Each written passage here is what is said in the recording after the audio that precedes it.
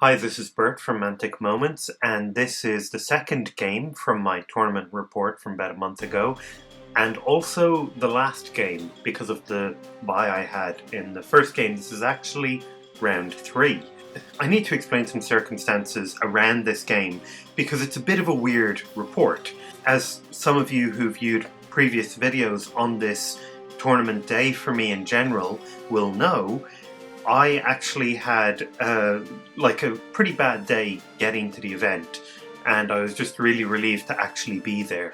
So at this point, even though it was only my second game, I was quite tired, and I knew I had no chance. Well, I had a chance of coming third if I got a 20-0 in my game, and the person I was playing against was a fairly new Undead player, and this event was some of his first games, and I didn't think that was really a great way to go. So I noticed that one of the guys had a bye, who was one of the ones that I was hanging out with, and also my opponent for this game was hanging out with during the course of the lunchtime and afternoon. So I suggested to my opponent first, and later to the tournament organizer, that we could just have the third guy, Simon, come and join us. So Richard and myself would just accept a 10-10 draw, no matter what the results of this game were, and we just have some fun and have a third player join us. And the tournament organizer agreed to this, and we were very happy to go and do that. Now, my opponent Richard had an undead army that was mostly hordes with some werewolves, and the third guy, Simon, had dwarves with crap loads of Brock riders. We tried a few different ways of setting up the game. We wanted it to be a 3-way game, where each of us would be playing for the scenario objective separately, but that seemed a bit complex to work out in a short space of time, so we just diced off every unit of Simon's dwarves, and on a 1, 2, 3 it was on my side, 4, 5, 6 it was on Richard's side, and we just went like that. You really kind of need to understand, this is how things were going. You know, Simon was there just having a laugh and getting drunk. Richard was really enjoying just getting to learn Kings of War, and I was just really glad to be at the event. And we had an amazing time. But the battle report you're going to watch is a little bit rough and ready. It will not be finished. It really misses a lot of the charm of how this game went. Starting off on setup, and Richard wins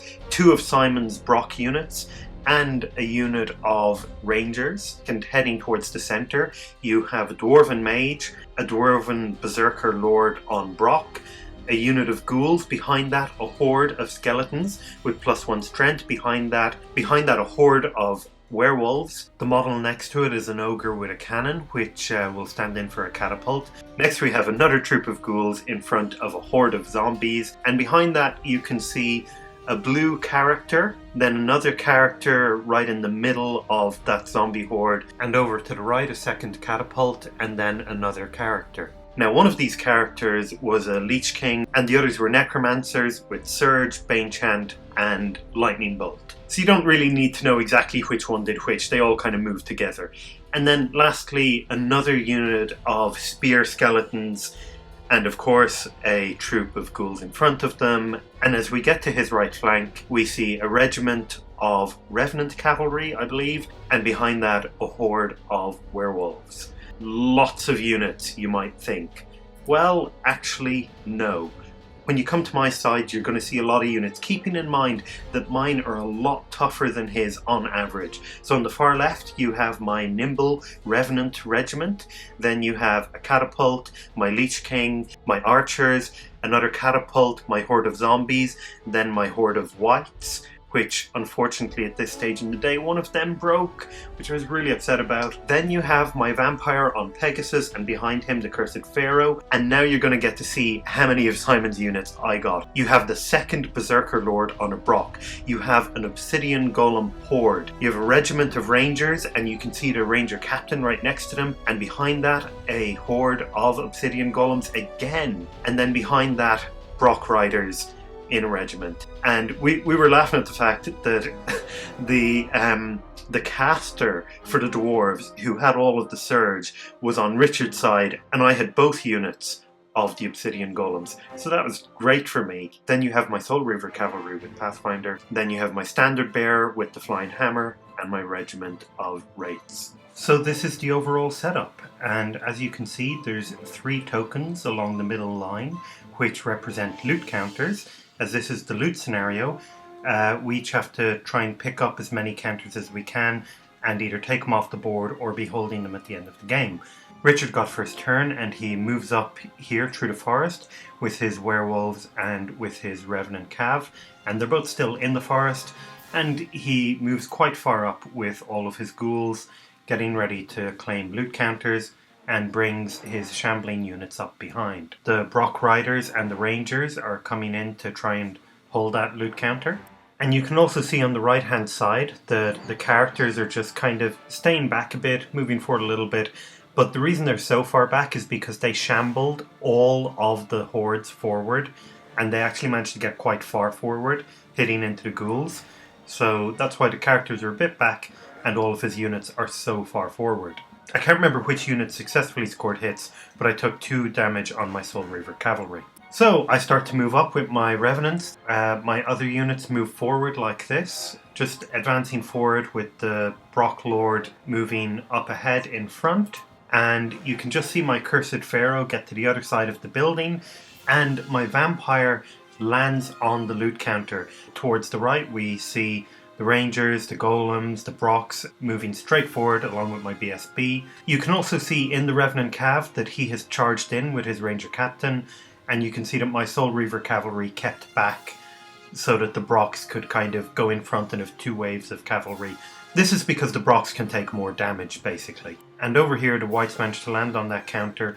Thinking about it, I'm not sure how they managed to move that far. They're supposed to only shamble, and that may have been a mistake, honestly. The reason the Berserker Brocks went forward and the Soul Reavers stayed back is because the shooting could have taken out the Soul Reavers because of the level of piercing, and the Brocks were able to shield them from that. So over here I do shooting with my catapults and get 6 damage on these Brocks. And over here we do 2 damage to the Revenant Cavalry, and that is going to disorder them, which is fantastic. On to Richard's turn, and he charges in with pretty much everything he can. So the Brocks and the Ghouls go in there.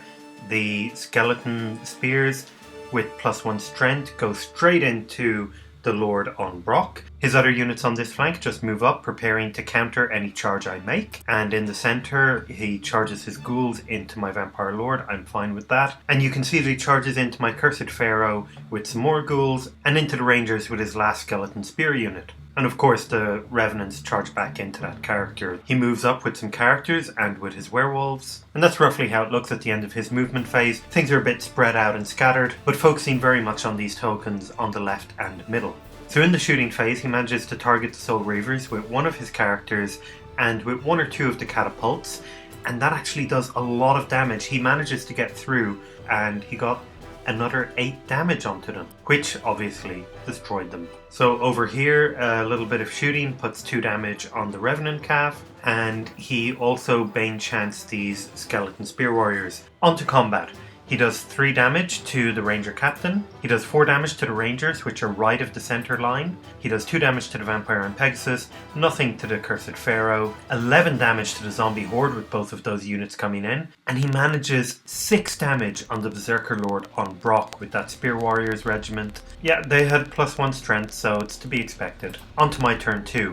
Now another rule we forgot is that you're actually slowed down by the loot counter, so I moved my Pegasus Lord over here, and I moved my Wraiths over this way to just get them behind that impassable terrain that's the stones there, and protected by all of the dwarf units that are supporting my army. Obviously the Brocks charge in, the Obsidian Golems charge in, the Rangers countercharge, the Wraith Horde charges in, the Berserker Lord charges in, and the zombies go into the ghouls, I believe, and I flank the damaged Brock unit, and I bring my Lich King forward. Of course I'm going to get flank and rear charged if I'm not careful, and the Lich King does a little bit of heal on the zombies, only manages 1, they get 1 back from combat. I obviously take out the Brock Riders with that flank charge. I do 6 damage to these ghouls and roll a double 1, which was a bit disappointing because now they're going to be cluttered up for another turn. At this point, this, as I said, was turn 3 and we didn't get much further. So I didn't manage to kill this Spear Warriors regiment. I did get rid of the Zombie Horde, and the Brock Riders over to the far right, I believe, got rid of the Revenant Regiment. but unfortunately, because of how short the day was and because we were just really hanging out and having a fun time, this is the entirety of this battle report. I wish I could get across the atmosphere at this point, because honestly, showing you half a game doesn't really get across how things were. It was really great actually. This zombie combat was the last roll of the game, so those ghouls stuck right at the end. And at this point, I have 2 loot counters in a slightly precarious position. My opponent Richard hasn't picked up that loot counter yet, but would definitely do so in his turn. And it's anyone's game at this point. I thought I had it, but thinking about how the rules actually work in the loot scenario, I shouldn't have had it as much as I did. So I'm just going to do a couple of quick learning points now about my army in this game and also the previous game. So I found that my undead characters that were mounted definitely had an advantage. They were able to move with my army more easily, and even though his army was on foot, his units were getting ahead of his characters, which isn't great. The Cursed Pharaoh is great at redirecting enemy units, and in this tournament people didn't really know how he worked, so focused fire on him that they really shouldn't have. Really, my army had a lot of elements that just didn't seem to work together that well, even though normally a balanced list like this on the surface seems good. This one just didn't work. The undead shooting isn't good enough, and even though the archers and the 2 catapults are pretty much my favourite models that I've painted in this army, I just think that they need to go. Instead, I'm going to try and focus on, well, having a focus within the army. I don't know if that means I'm going to still have 2 cavalry units, maybe one reduced to a troop instead of a regiment, and then have more infantry, or more likely I'm going to actually take more cavalry regiments and see if I can have a very fast, hard-hitting but smaller army. You know, if I dropped the catapults and reduced the archers or took them out entirely, I would be able to have another cavalry unit, and that could give me a lot of maneuverability, but I don't know, because of shambling, if that would actually work in an undead army. Keep in mind that the majority of my units are undead cavalry, not infantry, because this was originally a kind of Bretonnian-themed undead army. So I'm still really going to have to figure out what I'm going to do, and I'd really like to still use most of the models I have, but really, the shooting just didn't feel like it was worth it. So in the future, I'm not going to do battle reports that are this short unless they're part of a tournament. I wasn't really happy about the idea of putting these up, but I wasn't happy about not doing a tournament report either. So I've decided to do this, and if you like it, great, but in the future I will do everything I can to supply you with completed battle reports. And yeah, and I apologise because my fun has kind of stunted your enjoyment of this battle report. And I do have some universal battle reports, which I will be posting soon, and they will actually get to the 6 or 7 turns of the game. So yeah, thank you very much. That's this battle report. If you want to see more, subscribe, share it with your friends, all that kind of stuff. You can follow me on Twitter, and that's @ManticMoments, all one word. It's just like the YouTube channel. And let me know what you thought in the comments. Thank you.